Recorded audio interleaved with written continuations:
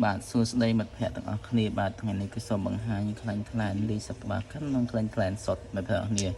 ហើយគឺប្រាប់អំពី promotion នៅក្នុងថ្ងៃចូលឆ្នាំមិត្តភ័ក្តិទាំងអស់គ្នាគឺយើង promotion ចាប់ពីថ្ងៃទី9ដល់ថ្ងៃទី10 11បាទដល់ថ្ងៃទី11ទេយើង promotion 3ថ្ងៃគឺថ្ងៃទី9ដល់ថ្ងៃទី11ចឹង promotion ពិសេសគឺទិញអាលីសប្តាហ៍ខាន់ពី10និងថែមជូនឲ្យប្រាប់ឲ្យម្ដងតែម្ដងមិត្តភ័ក្តិអស់គ្នាអញ្ចឹងគឺយើងទិញពី10បានម្ដងនេះ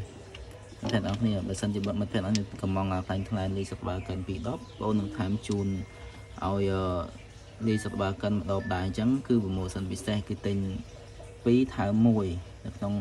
ថ្ងៃមុនចូលឆ្នាំ3ថ្ងៃនេះមិត្តភ័ក្តិអស់គ្នាអញ្ចឹងគឺមិត្តភ័ក្តិគ្នាអាចកំងបានគឺចាប់ពីថ្ងៃទី9ដល់ថ្ងៃទី11គឺកំងខ្លាញ់ខ្លានពី10នឹងថែមជូនម្ដងហើយបើសិនជាយើងកំងអាសុតនេះ2ដបដូចគ្នាមិត្តភ័ក្តិនេះអាសុត10 2ដ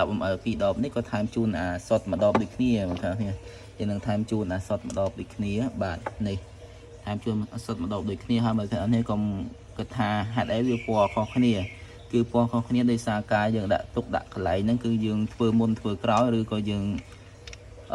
ដាក់ទៅក៏វាប្រែប្រួលតាមអញ្ចឹងដែរគឺយើងធ្វើមុនគឺពណ៌រៀង